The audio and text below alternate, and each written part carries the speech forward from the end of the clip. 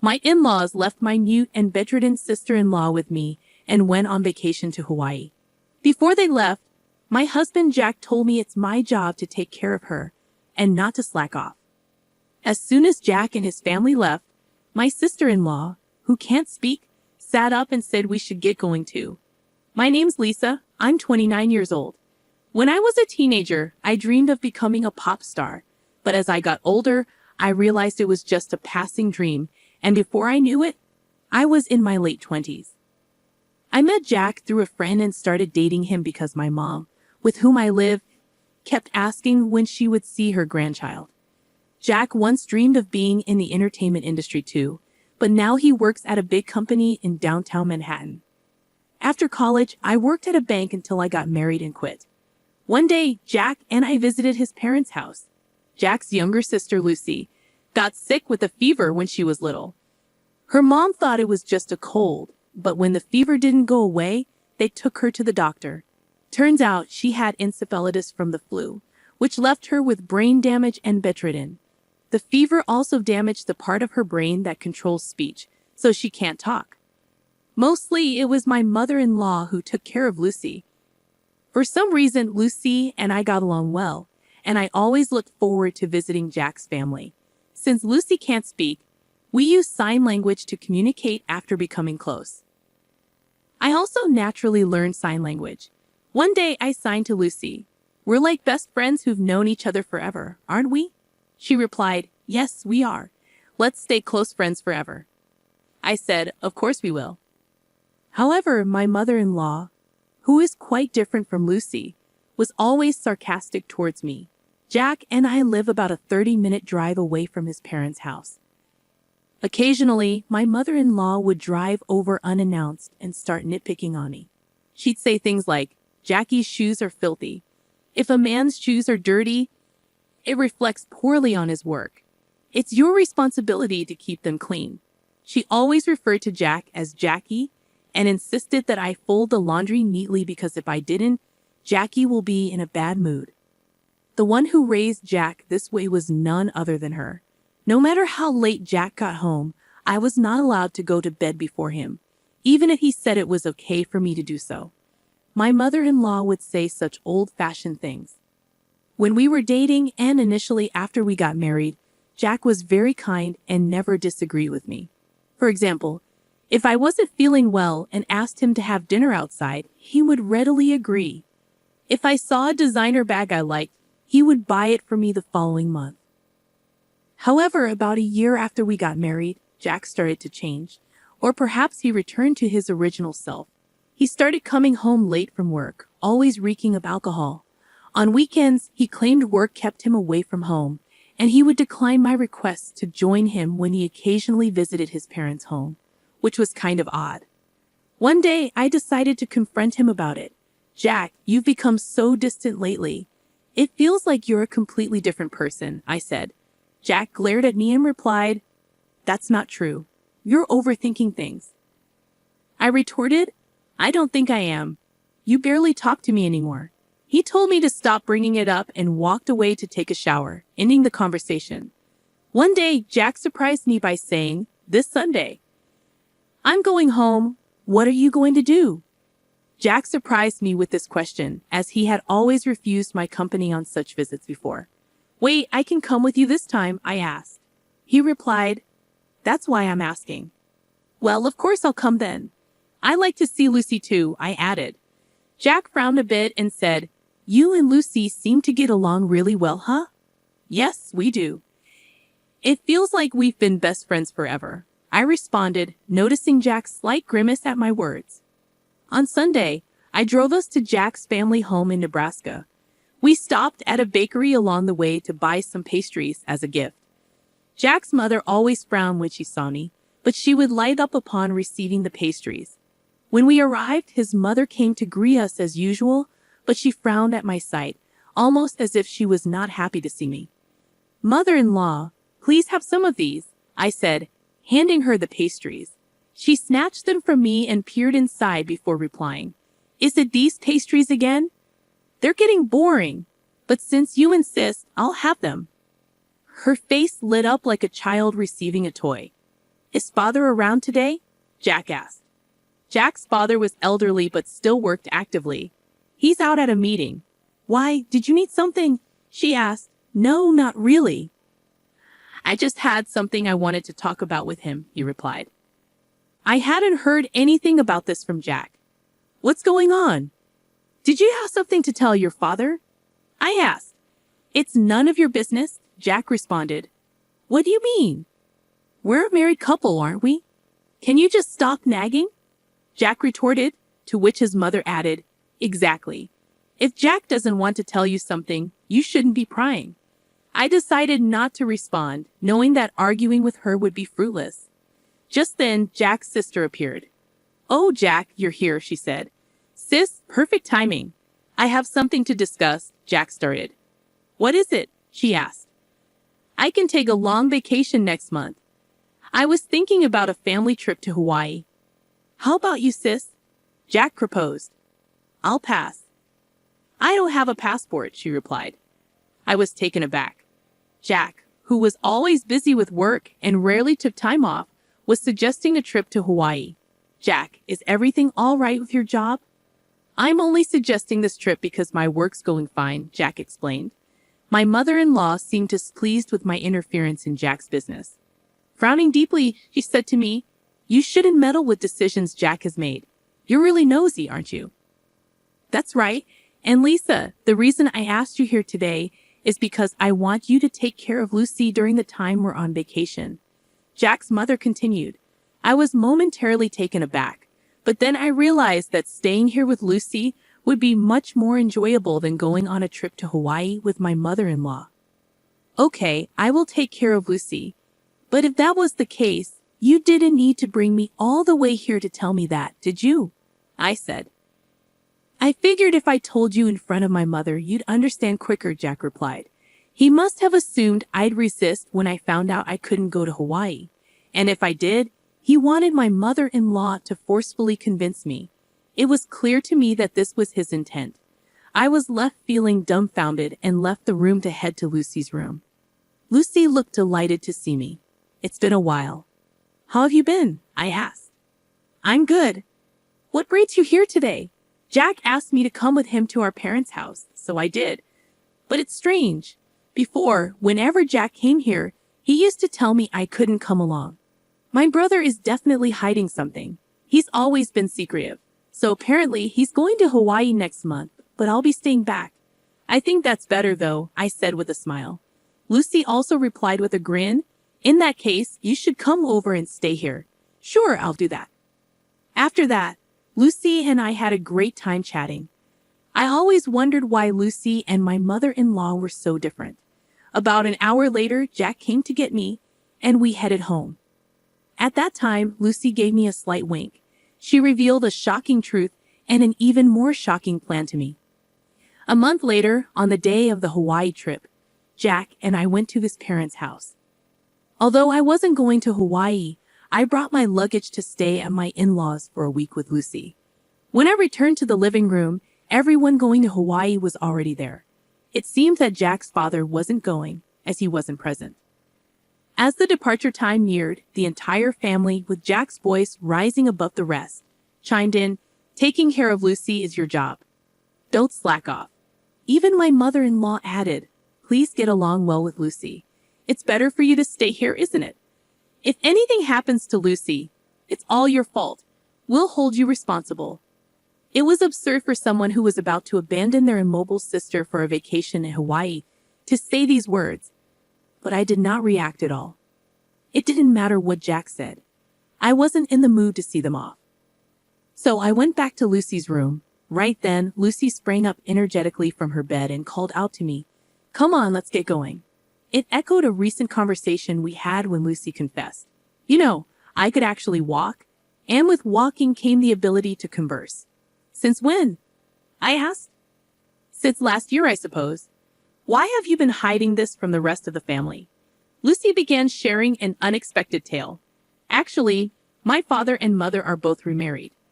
I'm my dad's child from his previous marriage, and my sister and brother are from my mom's side. I was surprised, but considering how distant and cold my mother-in-law usually was towards Lucy, I couldn't help but think, I thought so. Is that so?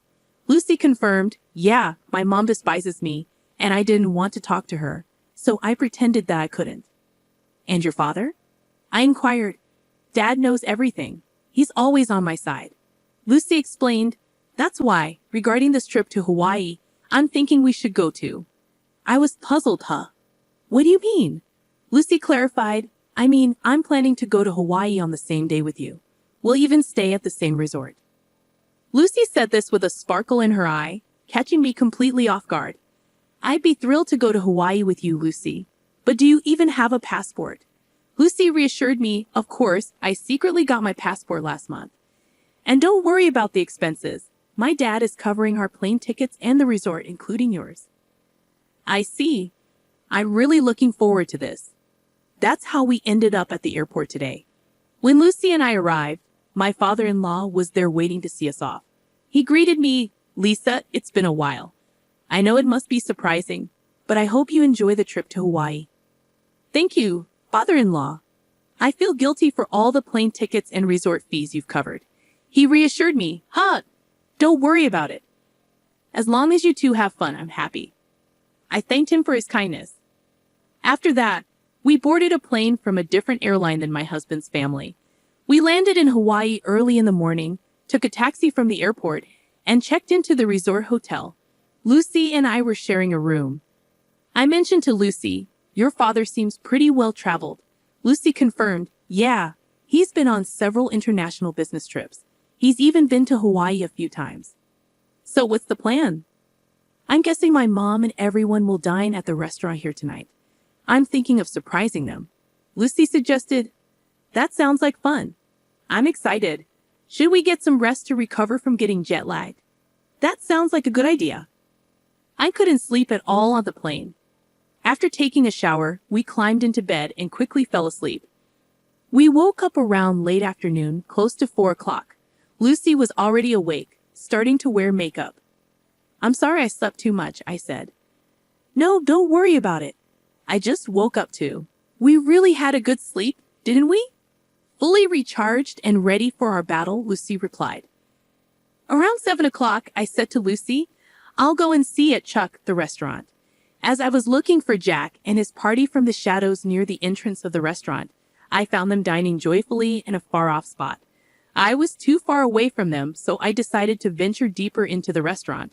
From my position, all I could see was their backs, and it was hard to identify anyone. But I spotted the back of a young woman that I didn't recognize. There wasn't any such woman when they had left Jack's parents' house.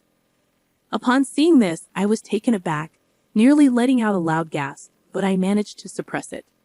When I strained my ears, I could intermittently hear Jack and my mother-in-law's voices. I'm glad it's not that woman today, Jack said. Yeah, I really drew the short straw. She's tainted my family record. If only we had an elegant daughter like her from the start. I want to divorce her and start fresh soon. Try to find a reason for the divorce and extract a hefty alimony from that woman. Even without a cause for the divorce, it's fine. I can fabricate as many as I want. She's so bad that I want to throw her in the trash. I want to see my grandchild from you and her soon. My mother-in-law said to the woman with a smile that she had never shown me before. I was driven by the urge to step forward and confront the woman, but I held it in. I returned to my room and told Lucy that it took a while. I'm sorry. I saw something shocking. Jack brought a woman that I've never seen before, I explained. What? Lucy was surprised. I was about to scream. Jack and my mother-in-law were continuously bad-mouthing me. And Jack even said he would find a reason for divorce. That's terrible. Jack called me a bad catch, but seeing him with another woman, I felt relieved. Now I can divorce him outright. That's a good thing. Shall we make our entrance then? Lucy suggested. Lucy and I headed towards the restaurant hall. When we entered the restaurant, we requested to sit near Jack's table and were able to get a seat quite close to them. They didn't notice our arrival, and as we were sitting quite close, we could hear their conversation well, which was still filled with derogatory comments about me. I was amazed and ended up giving a bitter smile at how they could badmouth me indefinitely. Seeing my face, Lucy gave a nod with a smile, which was a cue for us to begin our counterattack. I stood up from my seat, stepped forward towards Jack, and shouted, "Are you all having a good time?" I'll never forget the look on Jack and my mother-in-law's faces at that moment. Their mouths agape, eyes wide open, they froze for a few seconds. After a few seconds, my mother-in-law finally spoke. "Why are you here? And how did Lucy get here without a wheelchair?" At her words, Lucy stood up, gave my mother-in-law a smile, and said, "I don't need a wheelchair. Thanks to you, my body and speech have returned to normal. I must have caused you quite a bit of trouble for a long time." "When did you regain your ability to speak?" my mother-in-law asked. "I wonder when that was. Maybe last year," Lucy replied calmly. "Then why did you hide it until now?" my mother-in-law questioned. "Because it was better if you guys continued to believe that I couldn't speak. You and Jack were speaking ill of me earlier, weren't you?" Lucy's revelation made my mother-in-law's face turn pale in an instant. "What do you mean?" she asked. "Yeah, we weren't saying anything bad about you, Lisa," Jack retorted. "That won't work. I recorded everything on my phone. Do you want me to play it back right now?" I countered. My mother-in-law fell silent, but Jack stood up, barking, "Lisa, you've been causing me trouble all this time, and now you're making these outrageous claims." Jack's accusations only fueled my resolve. Once I return back home, I'll immediately contact my lawyer to initiate our divorce procedure. You can't deny the fact that you're on a vacation abroad with another woman. Plus, you described getting with me as drawing a blank lottery ticket, so I expect you to demonstrate sincerity by paying a hefty compensation for that comment, I declared. At my words, my mother-in-law seemed to acknowledge her defeat, and her attitude abruptly changed. "Lisa dear, I really like you. Please try to get along with Jack." "This woman is not involved with Jack," she pleaded. "I'm sorry, but I can't do that. Since I am a blank lottery ticket, I cannot live with Jack. Please enjoy your time with this woman. Oh, and I might also seek compensation from her. Isn't that exciting?" I smirked. The woman in question turned pale and began to tremble upon hearing my words. Unfazed by the public gaze, Jack fell to his knees and pleaded, "Lisa, I beg you, don't make this a big deal. My company has strict rules about this." But I remained firm. "I will never forgive you.